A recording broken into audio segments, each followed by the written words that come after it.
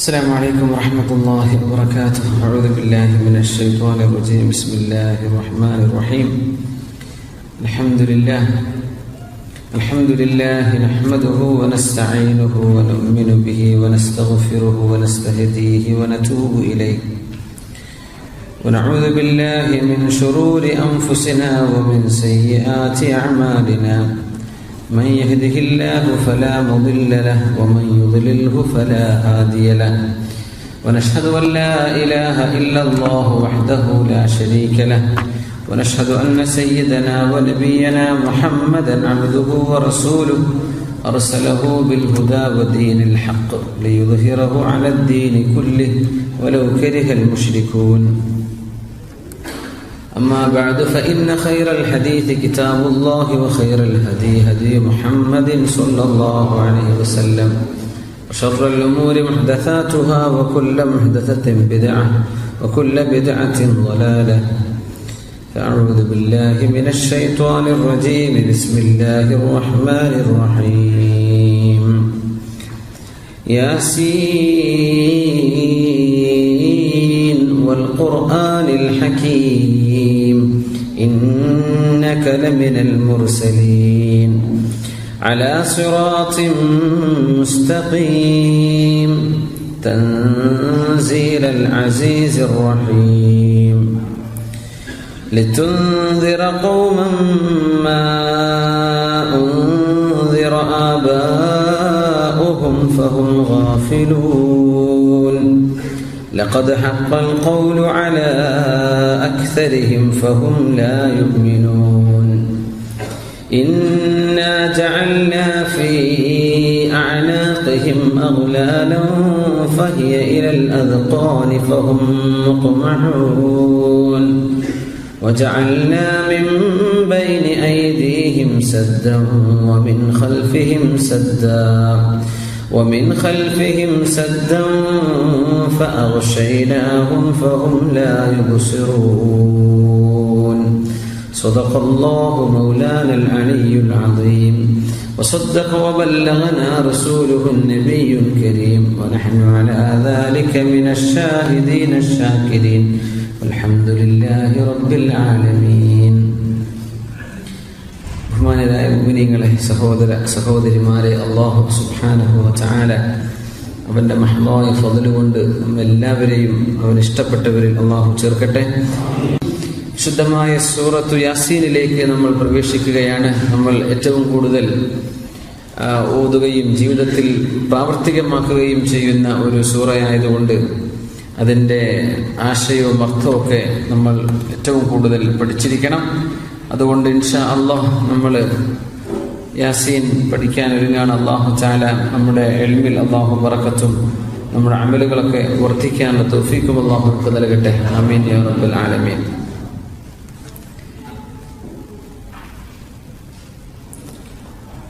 സൂറത്തു യാസീൻ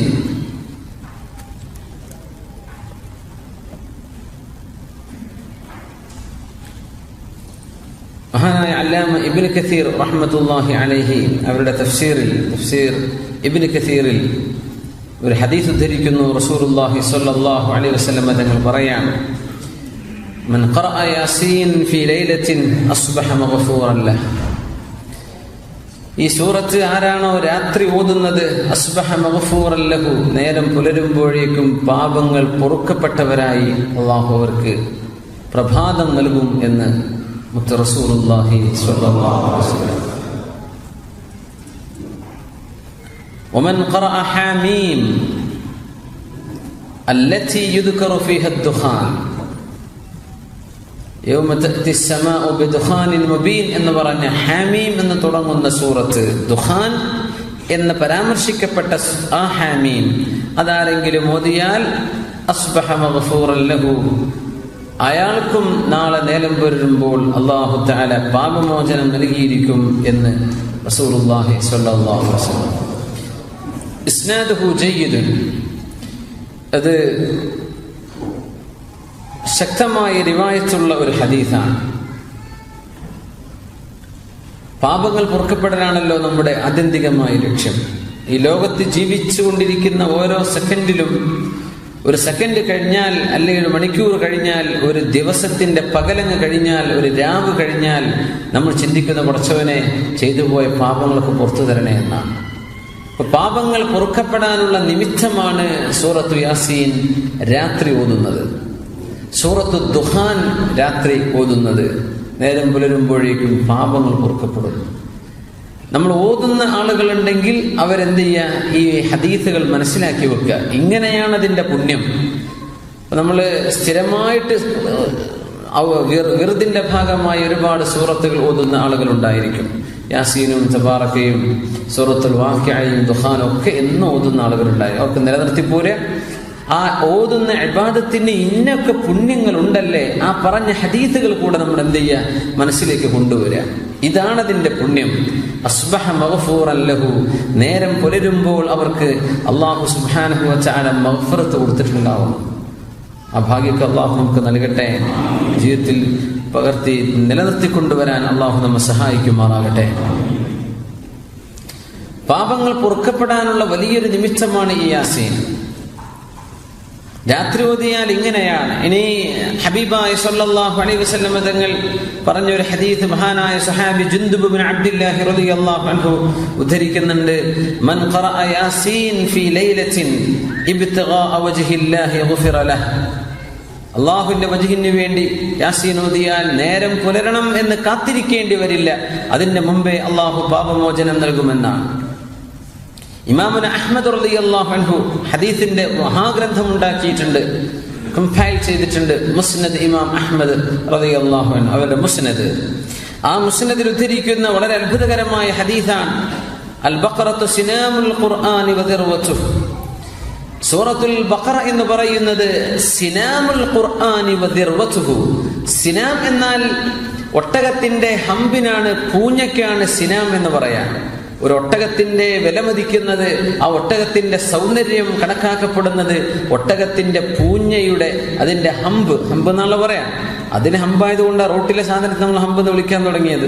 ഒറിജിനൽ ഒട്ടകത്തിൻ്റെതാണ്. ആ ഹമ്പ് അതിന്റെ ഔന്നിത്യം അനുസരിച്ചാണ് ഒട്ടകത്തിന്റെ ഭംഗിയും അതിന്റെ നിലവാരമൊക്കെ. വിശുദ്ധ ഖുർആനിന്റെ ഭംഗി, അതിന്റെ ചമൽക്കാരം സൂറത്തുൽ ബഖറയാണ്. സല്ലല്ലാഹു അലൈഹി വസല്ലം തങ്ങൾ പറയാം, നസല മഅ കുല്ലി ആയത്തിൻ മിൻഹാ 80 മലക്കൻ.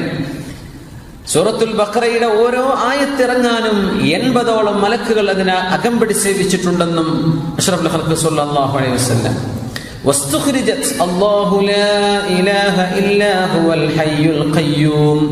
ആയത്തുൽ കുർസിയെ അല്ലാഹു തആല പുറപ്പെടുവിക്കുകയാണ് ഉണ്ടായത്. മിൻ തഹ്തിൽ അർശ്, അർശിന്റെ താഴെ നിന്ന് അല്ലാഹു എടുത്തതാണ് ആയത്തുൽ കുർസി. ഫൗസിലത് ബിഹാ, അങ്ങനെ അത് സൂറത്തുൽ ബഖറയോട് ചേർത്ത് വെച്ചതാണ്. ഇതൊക്കെ പറഞ്ഞിട്ട് നബി തങ്ങൾ പറയുന്നു സല്ലല്ലാഹു അലൈഹി വസല്ലം, വയാസീൻ ഖൽബുൽ ഖുർആൻ. യാസീൻ ഖുർആനിന്റെ, അല്ലാഹുവിന്റെ കലാമിന്റെ ഹൃദയമാണ്, ഖൽബാണ്. യാസീൻ ഖുർആനിന്റെ ഖൽബാണ്. ഖൽബിലാണ് ഈമാനുള്ളത് എന്ന് റസൂലുള്ളാഹി സ്വല്ലല്ലാഹു അലൈഹി വസല്ലം. തഖ്വ ഹാഹുന വഅശാറ ഇലാ സദ്രി. ഖൽബിലാണ്, ഹൃദയത്തിലാണ് തഖ്വയുണ്ടാവുക. ഖൽബിലാണ് ഈമാൻ കിടക്കുന്നത്. ഖൽബിലാണ് നമ്മുടെ അഖീദ കിടക്കുന്നത്. അർക്കാനുൽ ഈമാൻ മുഴുവൻ കിടക്കുന്നത് ഖൽബിലാണ്. ആ ഹൃദയത്തിന് സമാനമായ ഖുർആനിന്റെ ഭാഗമാണ് സൂറത്തു യാസീൻ. എന്നിട്ട് പറഞ്ഞു, ലാ യഖറഉഹാ റജുലുൻ യുരീദുല്ലാഹ വദ്ദാറൽ ആഖിറത ഇല്ലാ ഗുഫിറ ലഹു.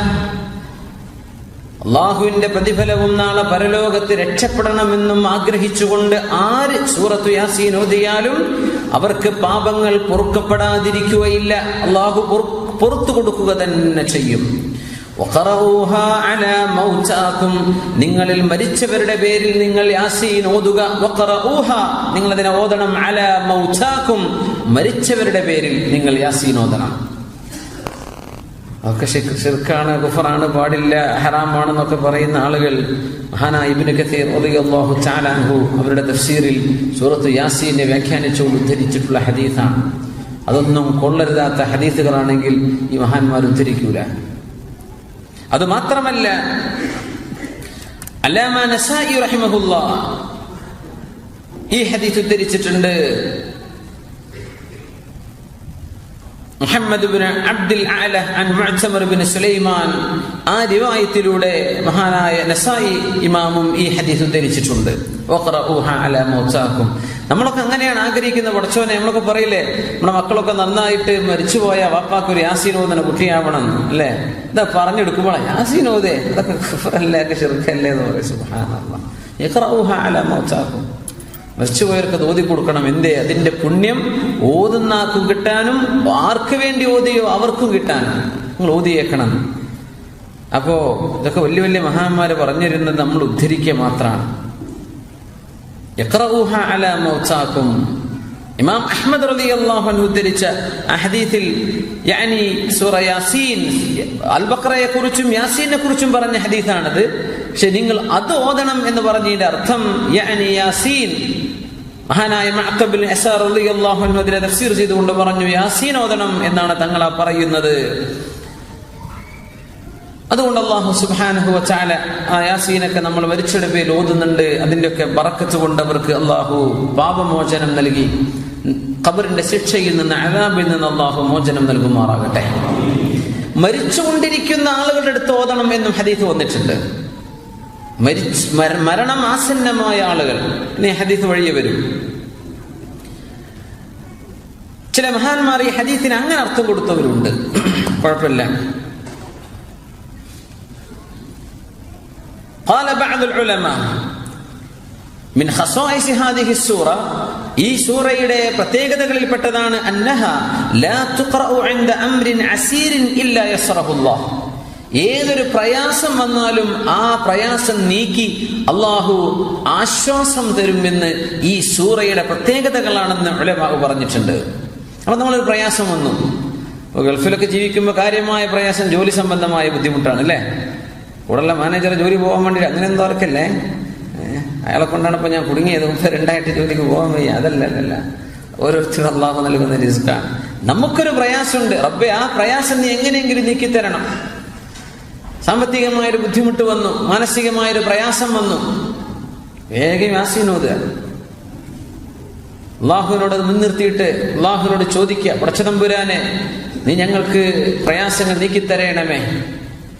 അതാണ് നമ്മുടെ നാട്ടിൽ നിലനിന്നു പോരുന്നത് അല്ലെ? ഏത് വിഷയത്തിലും യാസീൻ ഓതി ദുആ ഇരിക്കാന്ന് പറയില്ലേ? നമ്മൾ പറയും പടച്ചോൻ അൽ ഫാത്തിഹ, ഇതിപ്പോ ഉസ്താദ് ഖുൽ ഹുവല്ലാഹു ആണോ തുടങ്ങണത്, യാസീനാണോ? പടച്ച റബ്ബേ യാസീനൊക്കെ തുടങ്ങിയാൽ കുടുങ്ങി പോകുമല്ലോ, അങ്ങനെ ചിന്തിക്കരുത്. നമ്മുടെ പ്രയാസങ്ങളൊക്കെ നീങ്ങിപ്പോവാനാണ്. മേലയത്തിലെ പോയി യാസീൻ ഓതാൻ മാക്സിമം 10 മിനിറ്റ് മതി അല്ലേ? അത്രേ വേണ്ടു, 10 മിനിറ്റ്. നമ്മൾ മാനസികമായിട്ട് പ്രിപ്പയർ ആവണം. ഇങ്ങനത്തെ ഒരു മഹത്തായ സൂറയാണ് നമ്മൾ ഓതുന്നത്. ഒരുപാട് സ്ഥലങ്ങൾ നമ്മൾ ഓതുന്നുണ്ട്. അതങ്ങനെ നമ്മുടെ ആലിമീൻ ഇങ്ങനെ ചെയ്യുന്നുള്ളൂ അല്ലേ?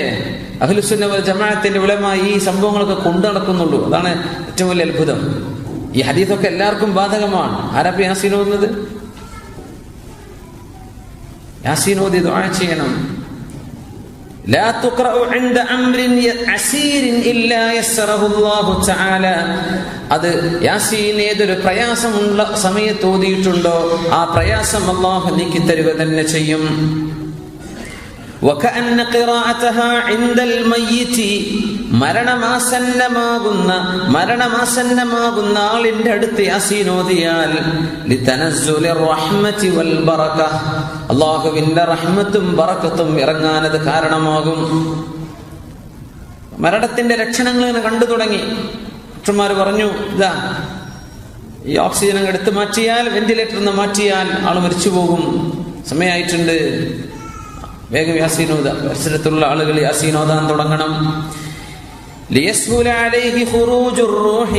റൂഹ് ശരീരത്തിൽ നിന്ന് പുറപ്പെടുന്നത് എളുപ്പമാവാൻ വേണ്ടി സൂറത്ത് യാസീൻ അരികത്തുള്ളവർ ഓതി കൊടുക്കണം എന്ന് ഉലമാ പറയുന്നുണ്ട്. ആ വാക്കിന് നേരെ അർത്ഥം വെച്ചാൽ നിങ്ങളുടെ മരിച്ചുപോയവരുടെ പേരിൽ അവരുടെ മേൽ നിങ്ങളിത് ഓതി കൊടുക്കണം. അത് മരണം ആസന്നമായവർക്കും മരിച്ചു കഴിഞ്ഞവർക്കും. റസൂലുള്ളാഹി സ്വല്ലല്ലാഹു അലൈഹി വസല്ലം തങ്ങൾ സ്വഹാബത്തിനോട് പറയുമായിരുന്നു, ലവദിതു അന്നഹ ഫീ ഖൽബി കുല്ലി ഇൻസാനിൻ മിൻ ഉമ്മതി. മഹാനായ ഇമാം ബസ്സാർ റഹിമഹുല്ലാ അവരുടെ ഹദീസ് ഗ്രന്ഥത്തിൽ രേഖപ്പെടുത്തിയത്, ലവദിത്തു ഞാൻ കൊതിച്ചു പോകുന്നു, അന്നഹ ഈ സൂറ യാസീൻ ഫീ ഖൽബി കുല്ലി ഇൻസാനിൻ മിൻ ഉമ്മത്തി, എന്റെ ഉമ്മത്തികളിലെ എല്ലാ ഓരോരുത്തരുടെയും ഹൃദയത്തിന്റെ ഉള്ളിൽ യാസീൻ ഒന്ന് ഉണ്ടായിരുന്നെങ്കിൽ എന്ന് ഞാൻ കൊതിച്ചു പോകുന്നു.